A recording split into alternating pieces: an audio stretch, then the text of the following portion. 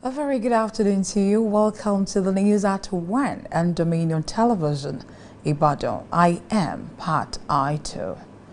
President Bola Tinubu is set to inaugurate the National Disaster Relief Fund Committee at the Council Chambers of the State House tomorrow. The committee, chaired by the Heirs Holding Chairman Tony Elumelu, will officially begin its mandate to establish a nationwide framework for disaster response and climate resilience in the country.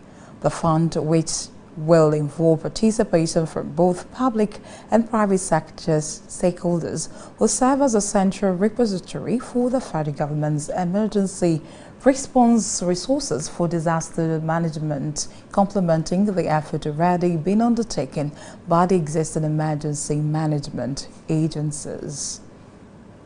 The Mining Cadastre Office MCO and the Corporate Affairs Commission CAC have set up a partnership aimed at enforcing regulatory compliance and ensuring that only duly registered companies with up-to-date statutory filings and operational transparency are allowed to continue business in the mining sector.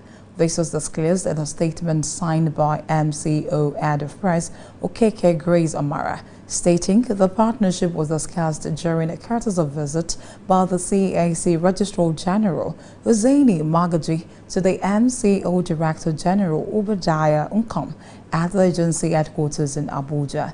This regulatory synergy comes against the backdrop of recent arrests of illegal miners found occupying and exploiting illegally allocated mining sites. The Academic Staff Union of Universities ASU has elected a consultant psychiatrist at the University of Jos Teaching Hospital, Professor Chris Piwuna, as its new president. Piwuna, who doubles as the Dean of Student Affairs of the University of Jos, takes over from Victor Sudeke, a professor of soil science from the Michael Okpara University of Agriculture, Umudike, Abia State. The election took place at the 23rd National Delegates Congress of the Union, which took place in Benin, with Piwuna defeating Professor Adamu Babayo from the Abubakar Tafawa Balewa University, Bauchi, to emerge as the president of the union. On the foreign scene, more than 100 people have died after flooding in the village near the shores of Lake Tanganyika in the Eastern Democratic Republic of Congo. Samin Kulaji, administrator of Fizi Territory in South Kivu province, where the village is located, said that report from the area indicated more than 100 deaths. The flooding, which affected the village of Kasaba, comes at a vulnerable moment for the Central African nation, where Rwanda-backed M23 rebels have intensified an offensive in the eastern region since the start of the year, with thousands killed in fighting in the first 2 months of the year. The United States and China have agreed to drastically roll back tariffs on each other's goods for an initial 90-day period. This was disclosed in a joint statement released by two countries today after a weekend of marathon trade negotiations in Geneva, Switzerland, by officials from the world's two largest economies. By May 14th, the U.S. will temporarily lower its tariffs on Chinese goods from 145% to 30%, while China will cut its levies on American imports from 125% to 10%. The two sides also agreed to establish a mechanism to continue discussions about economic and trade relations, led by Chinese Vice Premier Li Feng and U.S. Treasury Secretary Scott Bessent and U.S. Trade Representative Jameson Gurr. Poland has withdrawn consent for the operation of Russian consulate in Kharkiv. Foreign Minister Radoslaw Sikorski disclosed this on a post on X today. This was due to evidence that Moscow was responsible for a massive fire that nearly completely destroyed the Warsaw shopping center in May 2024. India has stated that it has reopened 32 airports that were shut down during clashes with neighboring country Pakistan after a ceasefire over the weekend. The Airports Authority of India disclosed this in a statement, with the 32 airports now available for civil aircraft operations with immediate effect. Pakistan's Airport Authority fully reopened its airspace on Saturday. And talking sports, Paris Saint-Germain forward Ousmane Dembele has been named the Ligue 1 Player of the Year after leading the club to a 13th French title and the Champions League final. Dembele is the top scorer in Ligue 1 this season with 21 goals and has struck 33 times in 46 matches across all competitions, including 8 goals in Europe. It's a Kylian Mbappe, who won the prize 5 times in a row before departing for Real Madrid at the end of the last season. You can visit our website on www.dominion.org.nj to watch us live and interact with us. You can also follow us across our social media platforms: Facebook, Instagram, TikTok, YouTube, and LinkedIn at Dominion Broadcast and X Dominion Cast. And that was news at 1 on Dominion Television. I am Pat Aito. Thank you so much for listening. Good afternoon.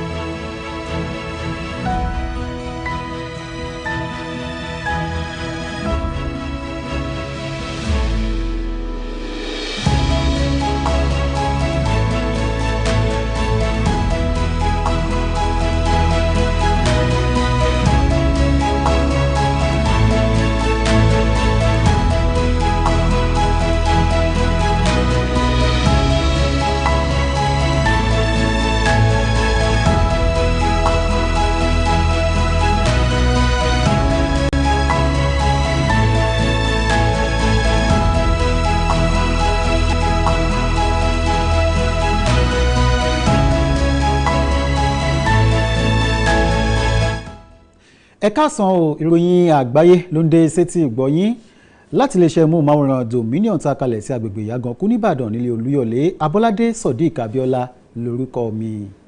Ààrẹ ilẹ̀ wa Nàìjíríà Bọ́lá Ahmed Tinubu ti ṣetán o láti ṣe ìfilọ́lẹ̀ ìgbìmọ̀ kan tí ó mọ bu tútù síbi tí orí ti ń ta àwọn èèyàn tó bá kó ìjàmbá jákèjádò ilẹ̀ yìí. Ìrètí wà wípé ọ̀la òde yìí ni wọ́n ṣe ìkójáde ìgbìmọ̀ náà lẹ́ka iléeṣẹ́ àkóso ìjọba àpapọ̀ tó wà nílùú Àbújá. Bẹ́ẹ̀ gẹ́gẹ́ ẹni tó jẹ́ olórí iléeṣẹ́ kan tí wọ́n pè ní HS Holdings Company Tony Elumelu ni ó mọ̀ kó ìgbìmọ̀ ọ̀hún sòdí pẹ̀lú ìfilọ́lẹ̀ ìgbìmọ̀ náà jákèjádò ilẹ̀ yìí kíṣẹ́ lè bẹ̀rẹ̀ ní pẹrẹu ní gẹ́lẹ́ tí wọ́n bá ti ṣe ìkójáde wọn lọ́la òde yìí.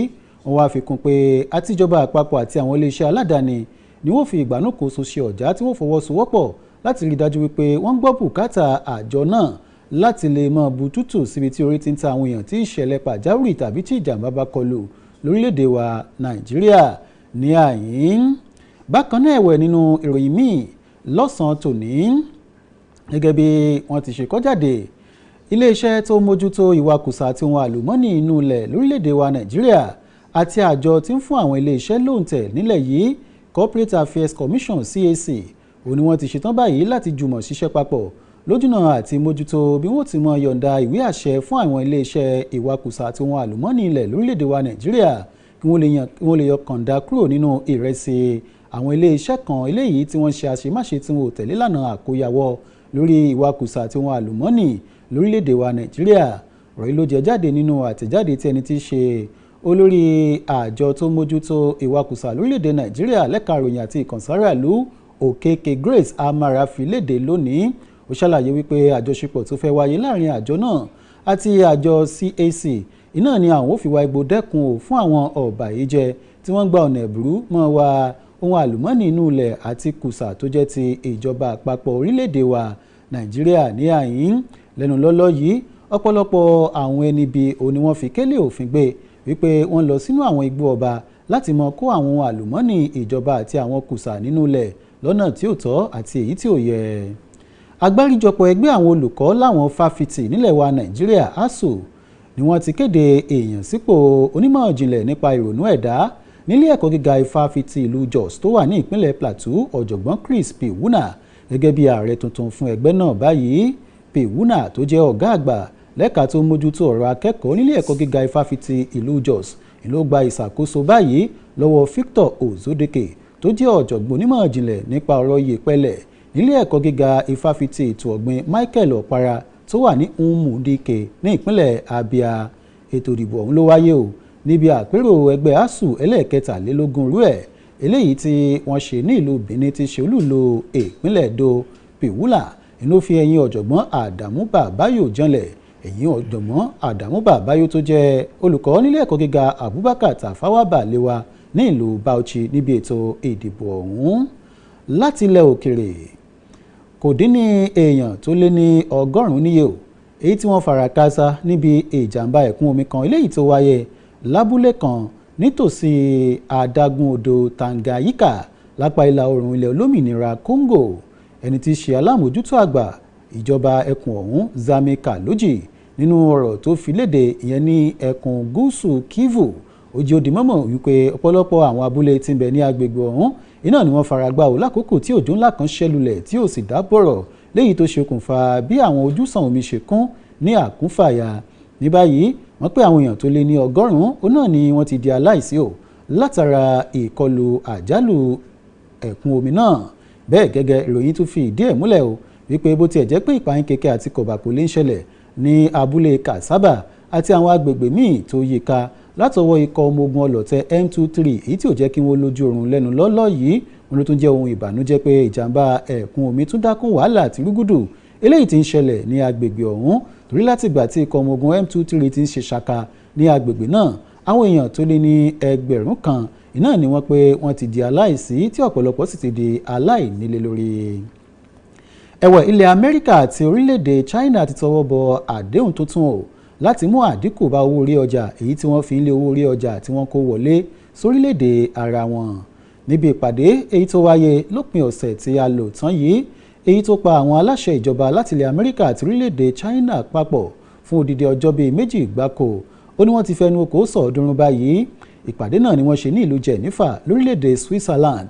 Ìròyìn jẹ́ ó di mímọ̀ wípé wọ́n ti ṣe lálàyé wípé ẹni tí í ṣe akọ̀wé ìjọba lẹ́ka ètò ìṣúra nílẹ̀ Amẹ́ríkà àti olóòtú ìjọba lórílẹ̀‐èdè China tó fi mọ́ igbákejì ààrẹ ilẹ̀ Amẹ́ríkà ó ní wọ́n pé bíríkótó ṣe ìpàdé ọ̀hún tí wọ́n sì fẹnu kò sọ̀ọ́dúnrún wípé ilẹ̀ Amẹ́ríkà yóò mú àdínkù bá owó orí ọjà orílẹ̀‐èdè China tí wọ́n kó wọlé sílẹ̀ Amẹ́ríkà láti ìdá 140% sí ìdá 30%, nígbà tí wọ́n pé orílẹ̀‐èdè China náà ti ṣetán láti mú àdínkù bá owó orí ọjà tí wọ́n kó wọlé sórílẹ̀‐èdè China láti ilẹ̀ Amẹ́ríkà láti ìdá 25% 125% sí ìdá 10% báyìí. Wọ́n àjò di mímọ̀ wípé odidi 90 ọjọ́ gbáko 90 days òun náà ni wọ́n ó fi ṣe ètò ọ̀hún kó tó di pé wọ́n tún padà mọ odó tí wọ́n da ọ̀run láti lọ́jọ́ iwájú lórí bí àjọṣepọ̀ tó gúnmọ́ yóò ṣe máa wà láàrin ilẹ̀ Amẹ́ríkà àti orílẹ̀-èdè China lórí ọ̀rọ̀ okòwò àti ọrọ̀ ajé lákòókò tá a wà yìí. Ẹni tó jẹ́ akọ̀wé iléeṣẹ́ tó mójútó ètò ìṣúra nílẹ̀ Amẹ́ríkà Scott Bessent àti akọ̀wé iléeṣẹ́ tó mójútó ọ̀rọ̀ okòwò nílẹ̀ Amẹ́ríkà Jamson Gra tó fi mọ́ olóòtú ìjọba ní orílẹ̀-èdè China Li Weng, àwọn mẹ́tẹ̀ẹ̀ta ni wọ́n pé wọ́n forí okòó sọ̀ọ́dúnrún ọ̀rọ̀ náà níbi ìpàdé tó wáyé ní Geneva ní orílẹ̀-èdè Switzerland lópin ọ̀sẹ̀ tá a lò tán yìí. Ẹ̀wẹ̀, ìjọba orílẹ̀-èdè Poland ti pé àwọn kò mọ̀ nípa iléeṣẹ́ orílẹ̀-èdè Russia tó wà ní ìlú Krakow pẹ̀lú bí wọ́n ṣe kẹ́fín wípé ìpèníjà ìjàmbá iná ilé yìí tó wáyé ní gbajúgbajà ilé ìtajà ìgbàlódé ti Warsaw èyí tí ṣe olúùlú orílẹ̀-èdè Poland ní nǹkan bí ìgbà díẹ̀ sẹ́yìn. Wọ́n ní orílẹ̀-èdè Russia ní ń bẹ nídìí ìkọlù ìjàmbá iná náà. Wọ́n ti aṣílẹ̀ àlàyé báyìí wípé bádìí ẹ bá da àwọn olóògùn nù àwọn náà ó fọ́ lẹ́yìn ni wọ́n pé àwọn kò ṣe ìdámọ̀ ilé-iṣẹ́ kankan o tó jẹ́ ti orílẹ̀-èdè Russia èyí tí wọ́n pè ń bẹ ní agbègbè Krakow ìyẹn ní orílẹ̀-èdè Poland lákòókò tá a wà yìí, torí pé ibi ìjàmbá ní èyí tó wáyé ní ìlú Warsaw ó kéré tán àwọn ilé ìtajà tó bí 2,000 ó lé díẹ̀ ni wọ́n pé ó jóná gúrúgúrú tí ọ̀pọ̀lọpọ̀ dúkìá tó wọ́n tó mílíọ̀nù gbé mílíọ̀nù kan sì ṣègbé níbi ìjàmbá iná náà.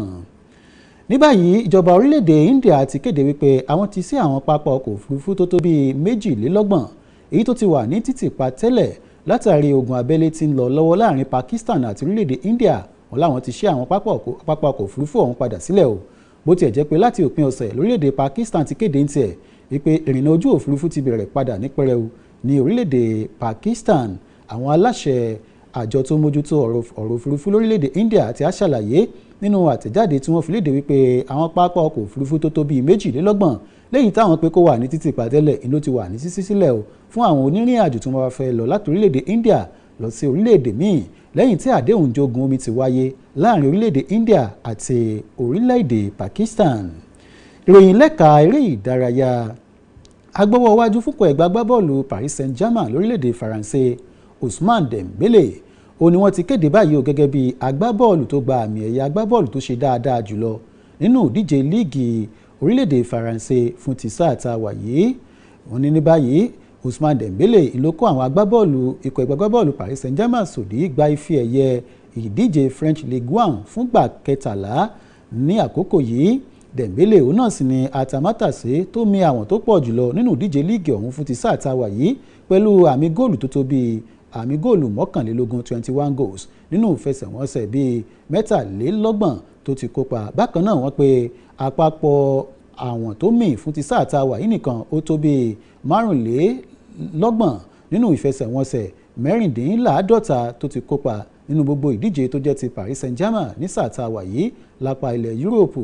Ousmane Dembélé ló gba àmì ẹ̀yẹ náà lẹ́yìn tí Kylian Mbappé ti gbà á nígbà 5 ní sísẹ̀ntẹ̀lé kó tó di pé Mbappé gbéra ní sáà tó lọ láti darapọ̀ mọ́ ikọ̀ ẹgbẹ́ agbábọ́ọ̀lù Real Madrid lórílẹ̀‐èdè Spain. Ẹ má gbàgbé pé ẹ lè darapọ̀ mọ́ wa láti máa wò wá máa gbọ́ wa láwọn ìkànnì ìbánidọ́rẹ̀ẹ́ ayélujára wa kan òjọ̀kan à ń bẹ lójú òpó alátẹ̀káyé www.dominion.org.ng. Bákan náà lẹ tún lè máa wò wá ní ìkànnì ìbánidọ́rẹ̀ẹ́ ti Facebook pẹ̀lú àpèjúwe @dominion_broadcast àtúnbẹ̀ lójú òpó ti aláwòrán Instagram, ojú òpó ìkànnì ìbánidọ́rẹ̀ẹ́ TikTok, ojú òpó alóhùnláwòrán YouTube àti ojú òpó ti ayélujára ti X @dominioncast. Òun náà ni àpèjúwe tẹ́fì máa wò wá láwọn ojú òpó ọ̀hún. Ìròyìn àgbáyé wa fún tọ̀sán tòní kò ní jù báyìí lọ. Ẹ ṣeun tẹ̀ ń wò wá tẹ̀ ń gbọ́ wa. Àbọ́ládé Sodiq Abíọ́lá lórúkọ tèmi, ó dàbọ̀.